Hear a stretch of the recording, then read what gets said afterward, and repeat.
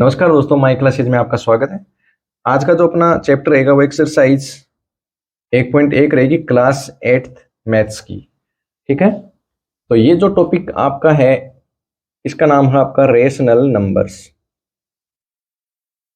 जो 8th class में maths की बुक में जो पहला आपका टॉपिक है उसका नाम है रेशनल नंबर्स, और इसकी जो एक्सरसाइज फर्स्ट है उसकी हम आज यहाँ पे चर्चा करने वाले हैं। तो इसमें कौन कौन सी प्रॉपर्टी काम में आएगी वो भी मैं आपको क्वेश्चन के साथ में ही समझाने वाला हूं। तो चलिए स्टार्ट करने से पहले अगर आपने अभी तक चैनल को सब्सक्राइब नहीं किया तो आप चैनल को सब्सक्राइब कर लें। बोर्ड के एग्जाम होने से पहले पहले लगभग सारे इसमें आपके चैप्टर में डाल दूंगा वीडियोस, साथ में ही 10th क्लास के वीडियोस भी मैं डालूंगा इसमें। तो आप अपने दोस्तों के साथ में इसको शेयर भी करें और सब्सक्राइब जरूर कर ले आप इसको। ठीक है, चलिए पहला क्वेश्चन देखते हैं। फिर इसमें जो सबसे पहला क्वेश्चन है आपका वो है यूजिंग अप्रोप्राइट प्रॉपर्टीज फाइंड, मतलब आपको जो भी गुण धर्म है उसको काम में लेना है, फिर इसको पहला क्वेश्चन जो है उसको हल करना है। तो मैं पहला क्वेश्चन लिख लेता हूं पहले इसमें, -2/5 इंटू 3/5 प्लस 5/2 माइनस 3/5 इंटू 1/6। ये जो है ये आपका पहला क्वेश्चन है इसमें। ठीक है, अब इसको सोल्व करते हैं। मतलब आपको जो गुण धर्म जिस हिसाब से काम में लेने हैं उनको काम में लेना है आपको, और इसको सिंपली आपको क्या करना है, सोल्व कर लेना है। देखो, इसको सोल्व करने से पहले मैं थोड़ा आपको ये बता दूं कि बोर्डमास रूल क्या होता है आपका, है ना, क्योंकि ये यहाँ पे आपके काम में आएगा, बोर्डमास रूल। और अगर आपको ये रूल नहीं पता होगा तो आप इसको नहीं कर पाओगे। बी का मतलब होता है प्यारे बच्चों ब्रैकेट, हिंदी में कहते हैं इसको कोष्टक। कहने का मतलब है अगर आपको कैलकुलेशन करनी है और उसमें अगर पहले कोष्टक आए तो पहले उसको सोल्व करना है। ओ का मतलब होता है ऑफ, मतलब का, हिंदी में का लिखा हुआ है। डी का मतलब होता है डिवीजन या फिर डिवाइड, मतलब है कि भाग। एम का मतलब होता है मल्टीपल, गुणा। ए का मतलब एडिशन, जोड़। और एस का मतलब है प्यारे बच्चों सबट्रैक्शन, सबट्रैक्शन। कहने का मतलब है बाकी या फिर घटाव। तो ये इसकी जरूरत क्यों पड़ी आपको, मैं यहाँ पे बता रहा हूँ क्या जरूरत पड़ गई इसकी। इसका कारण ये है कि आपको इस नियम को फॉलो करना पड़ेगा। अगर कहीं आपके क्वेश्चन में जैसे डिवाइड भी आ गया, गुणा भी आ गया, या फिर जोड़ और बाकी आ गया, तो इसमें पहले कौन सा सोल्व करेंगे ये जरूरी है जानना। तो इसमें पहले आपको जो सोल्व करना होता है वो करना होता है ब्रैकेट। अगर क्वेश्चन में ब्रैकेट है तो पहले ब्रैकेट को सोल्व करना पड़ेगा। ब्रैकेट में चाहे जोड़ बाकी गुणा वा कुछ भी हो, है ना। फिर अगर ऑफ है कहीं, ऑफ का मतलब यहाँ पे जैसे अपन लिखते हैं ना, आपको अगर पता हो परसेंटेज में, जैसे 10% ऑफ 100, तो ये ऑफ आ गया। और हिंदी में इसको ऐसे लिखा जाता है कि 100 का 10%। तो ये जो का और ये जो 100 आया है आपके, ये जो ऑफ आया है, ये वाला ऑफ यहाँ पे है ये। ठीक है, तो ये परसेंटेज में हम इसको देखते हैं जनरली, या आपके क्वेश्चनों में इनमें भी आ सकता है। चलिए अब इसको सोल्व करते हैं। तो अपने पास इसमें देखो, एक तो गुणा आया है, एक प्लस आया है, माइनस आया, फिर से गुणा आया है। तो अपने पास में ये तीन चीजें आई हैं इसमें, गुणा प्लस और माइनस। तो पहले किसको सोल्व करना, आपको गुणा को करना है, मल्टीपल को करना। अब देखो गुणा किन किन के बीच में, एक तो यहाँ पे मतलब इन दोनों के बीच में, एक तो ये सोल्व होंगे पहले, और एक गुणा इन दोनों के बीच में। तो पहले आपको एक तो ये वाली टर्म और एक ये वाली टर्म जो है वो सोल्व करनी है। चलो करते हैं। ये देखो, माइनस का 2 को गुणा करना है 3 से, तो माइनस के कितने हो जाएंगे 6, 5 को 5 से गुणा किया तो 25। ठीक है, फिर ये प्लस का 5/2, इसको नहीं छेड़ना है, ये माइनस आ गया। अब देखो 3 को 1 से गुणा किया 3, 6 को 5 से गुणा किया 30, कर लिया। अभी आपके पास में अब गुणा का कोई साइन नहीं बचा इसमें, मतलब गुणा आपने क्या कर दिया इसमें, सोल्व कर दिया। तो अब रह क्या गया, जोड़ और बाकी रह गया। जोड़ और बाकी में मैं आपकी जानकारी के लिए बता दूं बच्चों कि जोड़ और बाकी में जो आपकी इच्छा हो वो आप पहले कर सकते हो, यहाँ पे फर्क नहीं पड़ेगा। ठीक है, चलिए अब आपको पता है कि जोड़ और बाकी को कैसे हल करते हैं। जोड़ और बाकी मतलब प्लस और माइनस को हल करने के लिए आपको जो नीचे जो अंश जो हर में संख्या होती है, अर्थात जो डिनोमिनेटर में जो संख्या होती है उसका क्या लेते हैं अपन, एलसीएम लेते हैं। तो यहाँ आपके पास में संख्या क्या क्या है, 25, 2 और 30। तो इनका क्या लेना है आपको, एलसीएम लेना है। तो सबसे पहले मैं 2 से भाग करूंगा, 2 का भाग जिसमें जाएगा उसमें दे दूंगा, जिसमें नहीं जाएगा उसमें रहने दूंगा। तो 2 का भाग 25 में नहीं गया, वापस लिख दिया। 2 का भाग 2 में गया एक बार, 2 का भाग 30 में गया 15 बार। अब फिर से देखो, अब 3 का भाग देंगे अपन, 25 में 3 का भाग नहीं जा रहा है, वापस लिख दो। 15 में जाएगा 5 बार, फिर दूंगा मैं 5 का भाग, 5 बार 1 1, और फिर से किसका दिया, 5 का। ठीक है, मतलब जितनी बार भाग जाए उतनी बार दे दो। फिर आपके यहाँ पे ये जो संख्याएं हैं इनको क्या करना है, आपको गुणा करना है। 2 को 3 से गुणा किया 6, 6 को 5 से किया 30, 30 को 5 से किया 150, मतलब 150 के आ गया आपका एलसीएम। ये आप जरूर, अगर आप डायरेक्ट निकाल सकते हो तो इससे सोल्व करने की कोई जरूरत नहीं, ये आपका रफ काम होगा, है ना। आपको यहाँ फेर में ये काम नहीं करना, मैं आपको समझाने के लिए मैंने बता दिया इसमें। तो ये आपका रफ काम है बेटा। चलिए अब क्या करते हैं, एलसीएम लेने के बाद में जो नीचे वाला जो हेर होता है, डिनोमिनेटर होता है, इसका भाग इसमें देते हैं। मतलब 25 से डिवाइड करेंगे किसको, 150 को। तो 25 की टेबल बोलनी है आपको, 25 बन जाए 25, 25 दूनो 50, 25 तीन 75, 25 के 100, 25 6 150, मतलब 6 बार है। 25 बन जाए 25, 25 टू जा 50, 25 3 जा 75, 25 4 जा 100, 25 5 जा 125 एंड 25 6 जा 150, मतलब 6 टाइम गया, 6 बार गया। 6 को 6 से गुणा करेंगे, जितनी बार ये भाग जाता है ना उसको ऊपर वाली संख्या से फिर गुणा करते हैं। तो 6 को 6 से गुणा करेंगे तो 36 आ जाएगा, माइनस का निशान आ गया, फिर बीच में एक है प्लस लिख दिया। फिर 2 का भाग देंगे में इसमें 150 में, कितनी बार जाएगा, 75 बार। 75 को गुणा करेंगे 5 से, तो 5 पंजो 25, 5 7 35 और 2 37, फिर ये माइनस आ गया बीच में। फिर देंगे 30 का भाग, 30 का भाग देंगे अपन किसमें, 150 में, मतलब नीचे वाली संख्या होगा इसमें भाग देते हैं ना। 30 का भाग 150 में देंगे, जाएगा 5 बार। 5 को गुणा करेंगे 3 से तो कितना आ जाएगा, 15। अब जो माइनस वाली संख्या उनको एक जगह जोड़ दो, तो माइनस का 36 और माइनस का 15 कितना हो जाएगा, माइनस का 51 हो जाएगा। और ये 375 यहाँ पे प्लस का पहले से अपॉन में कितना आ जाएगा, 150। ठीक है, अब 375 में से माइनस कर दो 51, तो कितना रह जाएगा, 324 डिवाइडेड बाई 100। अब देखो दोनों में 3 से, इनको आप और छोटा कर सकते हो, दोनों में 3 का भाग जा रहा है, दे दो 3 का भाग। 6 का भी जा रहा है, आप चाहो तो 6 का ही दे दो सीधा। देखो 6 का इसमें तो जाएगा 5, 6 पंजो 30, 6 चौक 24 बार। 6 का भाग इसमें जाएगा 25 बार। तो इससे आपका आंसर कितना आ जाएगा, 54/25। ये आपका आंसर आ जाएगा।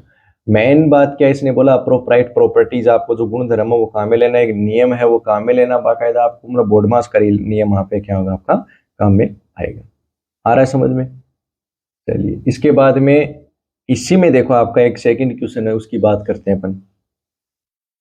इसी में जो आपका सेकंड क्वेश्चन है वो क्या है बेटा आपका, you right the additive inverse.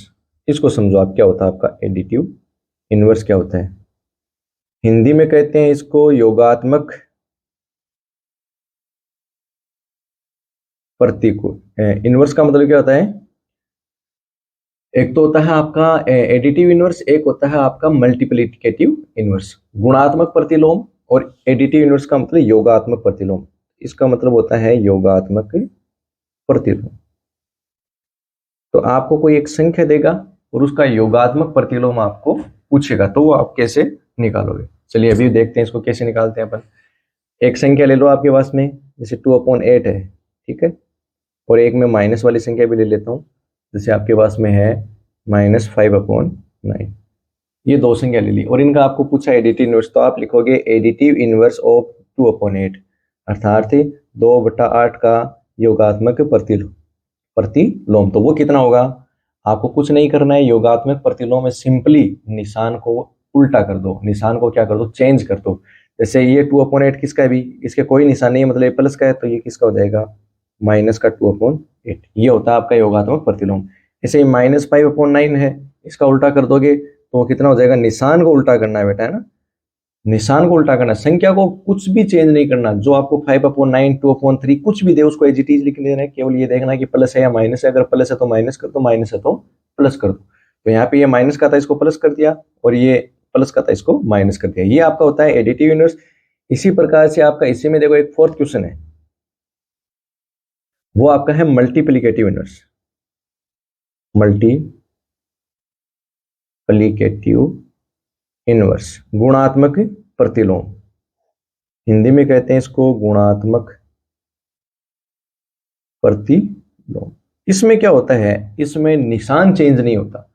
For example आपका एक क्वेश्चन है -13/19, निशान जो है वो का वो रहेगा, इसमें कोई चेंज नहीं आएगा। केवल करना क्या है, संख्या को उल्टा कर देना है बस। इसमें हमने संख्या में कोई चेंज नहीं किया था एडीटी इनवर्स में। गुणात्मक प्रतिलोम में जो संख्या में क्या होता है, चेंज होता है, निशान वो का वो रह जाता है। ठीक है, समझ में आ गया दोनों में अंतर।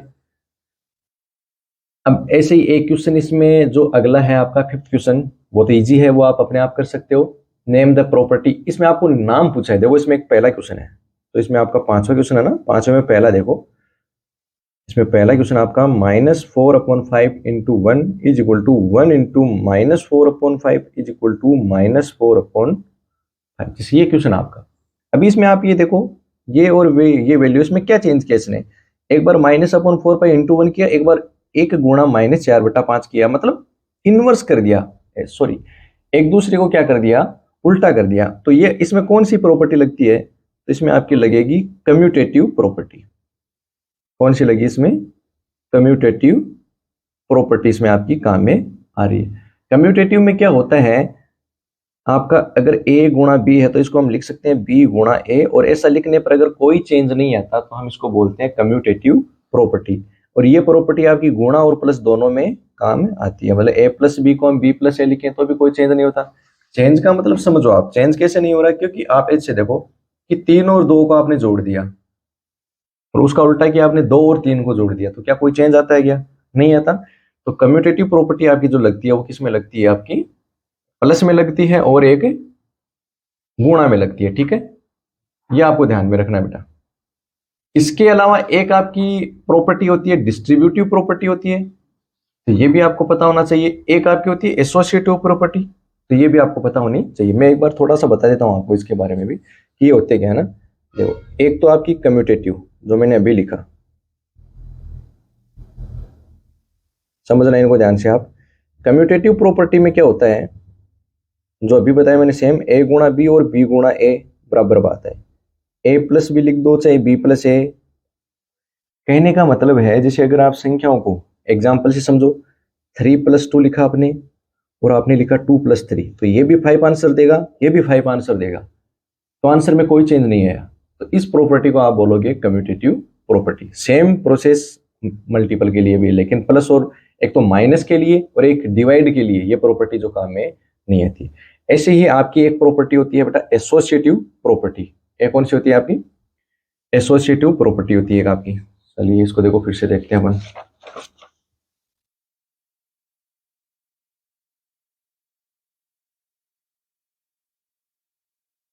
एक आपकी होती है एसोसिएटिव प्रॉपर्टी। इसमें क्या होता है आपके पास में, ये प्रॉपर्टी भी जो है ना, ये आपके गुणा और भाग के लिए ही क्या आती है, काम में आती है। सॉरी, गुणा और जोड़ के लिए ही काम आती है। जिसमें एक पहला रूल आपका होता है a into B into C is equal to a into B into C. तो जब आप इसमें कोई भी ऐसी वैल्यूज रखोगे तो इसमें आपका कोई चेंज नहीं आएगा। जैसे एग्जांपल के लिए समझो आप, जैसे मैंने एक की जगह ले लिया एक, इसकी जगह ले लिया मैंने 2 3, तो वही वैल्यू मैं यहाँ पे रखूंगा ए और बी की और इंटू में 3। अभी देखो बोर्ड मास रूल के अकॉर्डिंग पहले आपको कोष्टक हल करना होता ब्रैकेट, तो 1 इंटू को मैंने एज इट इज रख दिया, 2 एंड 3 को मल्टीपल किया 6। यहाँ पे बोर्ड मास नियम के अकॉर्डिंग पहले कोष्टक हल करेंगे, तो 1 को 2 से मल्टीपल किया 2 इंटू में 3। अब देखो 6 को 1 से मल्टीपल किया 6, 2 को 3 से मल्टीपल किया 6, तो दोनों में कोई चेंज नहीं है, तो इसको हम बोलते हैं एसोसिएटिव प्रॉपर्टी। और ऐसे ही इसी में भी जो सेकंड एक फॉर्मूला और होता है वो होता है आपका a plus B plus C is equal to a plus B plus C. Same property इसमें भी काम में आती है। ठीक है, और एक आपकी होती है बेटा डिस्ट्रीब्यूटिव प्रॉपर्टी। कौन सी होती है आपकी, डिस्ट्रीब्यूटिव प्रॉपर्टी। ये इंपॉर्टेंट है, ये तीनों प्रॉपर्टीज जो है ये आपको पता होनी चाहिए ना। एक तो कम्यूटेटिव मैंने आपको बताई, डिस्ट्रीब्यूटिव प्रॉपर्टी। ठीक है, डिस्ट्रीब्यूटिव को हिंदी में कहते हैं बंटन नियम, एसोसिएटिव को बोलते हैं सहचर्य, और जो आपकी कम्यूटेटिव है उसको बोलते हैं क्रम विनिमय। ठीक है, ये भी आप ध्यान में रखना।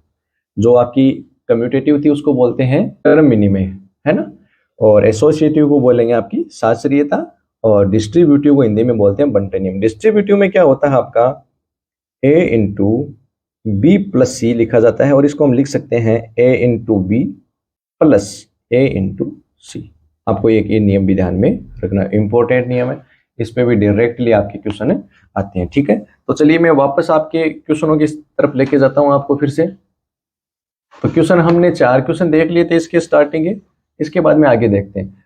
आगे आपका इसमें एक जो मतलब ये मैंने क्यों बताया आपको बीच में, क्योंकि आपका जो 4th क्वेश्चन था वो आपका प्रॉपर्टी पे था, और एक प्रॉपर्टी आती है बेटा आपकी रेसिप्रोकल।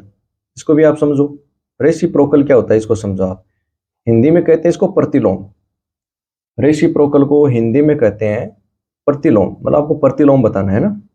प्रतिलोम अभी किया है हमने, जो हमने मल्टीप्लिकेटिव इनवर्स किया था, जो गुणात्मक प्रतिलोम है, वो ये आपका क्या होता है प्रतिलोम होता है। इसमें होना क्या होता है वो समझो आप।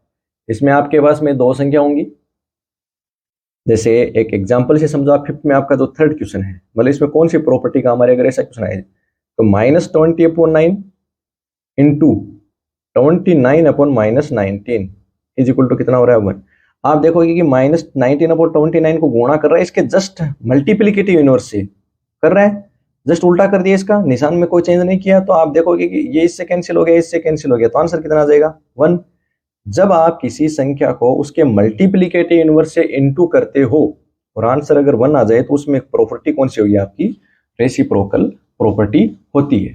ठीक है, बस ये इतना सही है। रेसिप्रोकल में क्या होता है, कोई संख्या है उसका आप उल्टा करोगे, दोनों को गुणा करोगे, तो वो संख्या कितनी आनी चाहिए, गुणा करने पर 1 आनी चाहिए। अगर 1 आती है तो आप कह सकते हो कि उसमें जो रेसिप्रोकल वो काम में लिया गया आपका। इसके बाद में देखो आप 6th क्वेश्चन,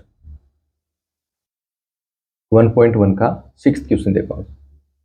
इसमें आपको बोला गया है कि 6/13 को गुणा करना है आपको किससे, रेसिप्रोकल ऑफ -7/16, मतलब -7/16 के प्रतिलोम को गुणा करो 6/13 से, तो ये 6/13 हो गया। आपको इससे इसको गुणा करना है किससे, -7/16 के रेसिप्रोकल से, मतलब रेसिप्रोकल निकालना पड़ेगा पहले आपको। इसका रेसिप्रोकल मतलब उल्टा, प्रतिलोम होगा इसका उल्टा, उल्टा कितना हो जाएगा इसका 16/-7 हो जाएगा। ये भी मैंने आपको बता दिया है। अब इनको क्या करना है, सिंपली आपको गुणा कर देना है। तो 16 को 6 से गुणा किया, 16 6 96, 13 को 7 से किया 91, माइनस का निशान आ जाएगा। तो ये इसका क्या हो जाएगा बेटा, आंसर हो जाएगा। अगला देखो 7वां क्वेश्चन आपका, इसमें tell the property allows you to compute 1/3। देखो एक क्वेश्चन दिया इसमें आपका 7th का, आपको सिंपली केवल प्रॉपर्टी पूछी है, तो ये अभी आप बता भी पाओगे। अभी मैंने आपको सेम क्वेश्चन जो प्रॉपर्टी है वो अभी बताई भी है आपको बेटा, 1/3 इंटू 6 इंटू 4/3। ये आपकी इसमें एक क्वेश्चन दिया और आपको इतना ही पूछा कि इसकी प्रॉपर्टी बताओ। तो आप अभी इसको देखो ध्यान से देख पाओगे यहाँ पे एसोसिएटिव प्रॉपर्टी में, अतः साचर्यता जो गुणधर्म है वो भी कौन सा, गुणा का साचर्यता नियम, ए गुणा बी गुणा सी, ए गुणा बी गुणा सी। इसको हम कैसे लिख सकते हैं, ए गुणा बी इंटू सी। तो ये आपकी जो प्रॉपर्टी होगी ये कौन सी होगी, ये आपकी होगी साचर्यता प्रॉपर्टी। ठीक, सहचर्यता या साचर्यता प्रॉपर्टी आपकी ये है। नेक्स्ट आपका जो 8वां क्वेश्चन है वो है आपका कि is 8/9 the multiplicative inverse of -1 and 1/8। इसमें पूछा है कि -1 सही 1/8 का गुणात्मक प्रतिलोम 8/9 है या नहीं है। कुछ सोचना ही नहीं है, डायरेक्ट ही बोल दो नहीं है। क्यों नहीं है, देखो इसमें माइनस आ रहा था, इसमें माइनस हटा दिया इसने, तो गुणात्मक प्रतिलोम में तो माइनस प्लस कुछ चेंज होता ही नहीं है, ज्यादा सोचना ही नहीं है इसमें तो, है ना। तो ऐसा क्वेश्चन है आपका। ठीक है, ऐसे ही आपका 9वां क्वेश्चन है, सेम क्वेश्चन है। इसमें आपको क्या बोला कि 0.3 जो है मल्टीप्लिकेटिव इनवर्स है 3 से 1/3 का, 3 से 1/3 का मल्टीप्लिकेटिव इनवर्स कितना है। तो पहले तो इसको सोल्व करो आप, 3 3 9 9 और 1 10/3। अब 10/3 का मल्टीप्लिकेटिव इनवर्स क्या होगा, 3/10। भाई आपका क्वेश्चन ये था कि 3 से 1/3 का गुणात्मक प्रतिलोम ये है या नहीं है। तो पहले इसका गुणात्मक प्रतिलोम निकाल के देख लो आप, 3 से 1/3 को सोल्व किया 10/3, इसका गुणात्मक प्रतिलोम किया 3/10। अब ये देख लो ये 3/10 है या नहीं है, तो इसका पॉइंट हटा के देखो आप, तो जैसे आप यहाँ से पॉइंट हटाओगे 1 लग जाएगा, एक आगे क्या लग जाएगा, तो इसका मतलब ये गुणात्मक प्रतिलोम है इसका आपका, ठीक। तो इसमें क्या हो जाएगा ये, yes this is a multiplicative inverse of 3 and 1/3, ठीक है। फिर इसके बाद में देखो इसमें आपका 10वां क्वेश्चन जो है वो देखना। 10वां क्वेश्चन आपका है right the rational number that does not have a reciprocal. आपको एक ऐसी परिमेय संख्या लिखनी है जिसका कोई प्रतिलोम नहीं होता। तो ऐसी परिमेय संख्या कौन सी है, 0। 0 का जब आप प्रतिलोम करोगे तो वो क्या हो जाएगा, 1/0। प्रतिलोम का मतलब उल्टा होता है। देखो 0 का मतलब इसके नीचे क्या है, कुछ नहीं है, मतलब 1 है। इसका उल्टा करोगे आप तो वो कितना हो जाएगा, 1/0। तो 1/0 मतलब नीचे क्या आ गया बेटा, 0 आ गया। अगर नीचे 0 आ जाता है तो हम उसको कहते हैं कि ये अपरिभाषित है, और इसको हम किससे लिखते हैं, इनफाइनाइट से लिखते हैं। तो इसका मतलब 0 का जो रेसिप्रोकल है वो क्या होता है, इनफाइनाइट होता है, और इनफाइनाइट जो है अपरिभाषित होता है। इसलिए हम कहेंगे कि 0 रेशनल नंबर, उसका कोई रेसिप्रोकल नहीं होता। ये आपका 10वें का पहला क्वेश्चन था। इससे में सेकंड क्वेश्चन देखिए आप, the rational number that are equal to their reciprocals. अब ऐसे रेशनल नंबर बताने की जिनका उल्टा करने पर भी वही संख्या आती है। तो ऐसी दो संख्या है, एक तो 1 है, एक है माइनस का 1। 1 का उल्टा करोगे तो भी 1 आएगा, -1 का उल्टा करोगे तो भी कितना आएगा, -1। ऐसे ही फिर थर्ड इसमें the rational number that is equal to its negative. अगला जो आपका क्वेश्चन है इसमें आपको पूछा है कि एक ऐसी परिमेय संख्या बताओ जो इसके नेगेटिव की क्या होगी, उल्टी। तो ऐसी परिमेय संख्या कौन सी है, 0। भाई 0 क्या होती है, इसका आप वापस नेगेटिव करोगे, -0 करोगे तो भी वो क्या आएगा, 0 आएगा। तो 0 का नेगेटिव करो चाहे पॉजिटिव करो, फिर 0 कोई नेगेटिव पॉजिटिव खुद नहीं होती है, ठीक है। तो इसका आंसर क्या हो जाएगा आपका, 0। नेक्स्ट आपका 11 नंबर का क्वेश्चन है, इसमें फिल इन द ब्लैंक्स। पहला है कि 0 हैज खालिस्तान रेसिप्रोकल, कि 0 का रेसिप्रोकल क्या होगा, ये क्वेश्चन है। तो ये भी बताया मैंने आपको, 0 का रेसिप्रोकल क्या होता है, इनफाइनाइट होता है। तो इसमें आप लिख दोगे इनफाइनाइट, ओके। सेकंड है कि द नंबर्स खालिस्तान एंड खालिस्तान आर देयर ओन रेसिप्रोकल। ऐसे कौन से नंबर है जो खुद के रेसिप्रोकल है, ये भी मैंने अभी बता दिया आपको, 1 और -1 है। क्योंकि 1 का रेसिप्रोकल करोगे 1 ही आएगा, -1 का रेसिप्रोकल उल्टा करोगे तो भी -1 ही आएगा। फिर नेक्स्ट है द रेसिप्रोकल ऑफ -5, -5 का प्रतिलोम, -5 का प्रतिलोम मतलब उल्टा करना है, इसके नीचे कुछ ही नहीं है, मतलब क्या है, 1। तो इसका प्रतिलोम क्या हो जाएगा, 1/-5। फिर है कि reciprocal of 1/x where x is not equal to 0। आपको इसमें बोला है कि 1/x का रेसिप्रोकल x/1 हो जाएगा, सिंपल सी बात है। फिर बोला है कि the product of two rational numbers is always a. फिर दो परिमेय संख्याओं का गुणा करने पर जो संख्या आती है वो क्या है, तो परिमेय संख्या लेकर देख लो भाई आप, 1/4 ले लिया, दूसरी 11/3 ले लिया, इनका गुणा करोगे तो क्या आएगा, 11/12 आएगा। या सिंपली आप 1 गुणा 2 ले लो। तो कहने का मतलब परिमेय संख्याओं का गुणा करने पर हमेशा क्या आती है, परिमेय संख्या ही आती है। तो आप क्या लिखोगे इसमें, रेशनल नंबर, परिमेय संख्या। फिर नेक्स्ट है the reciprocal of A positive rational number is, मतलब आप पॉजिटिव रेशनल नंबर है, कोई धनात्मक परिमेय संख्या है, उसका उल्टा क्या आएगा, ले लो भाई धनात्मक रेशनल नंबर लो पहले, तो ये लो 4/8 है, ठीक है, धनात्मक रेशनल नंबर है। इसका उल्टा करना आपको, कर दो उल्टा, इसका क्या आएगा, 8/4 आ जाएगा। तो ये भी क्या है, ये भी धनात्मक रेशनल नंबर ही आएगा, ठीक है। रेसिप्रोकल करना आपको धनात्मक परिमेय संख्या का, तो वापस धनात्मक परिमेय संख्या ही आ जाएगी आप। तो इसी के साथ में आपकी जो एक्सरसाइज है वो 1.1 कंप्लीट होती है बेटा। आप इसको पूरा देखें वीडियो को, और जाहिर सी बात आप यहाँ तक पहुंचो तो आपने पूरा देखा ही होगा। ज़्यादा से ज़्यादा इसको शेयर करें, लाइक करें, और चैनल को सब्सक्राइब करना ना भूलें। धन्यवाद।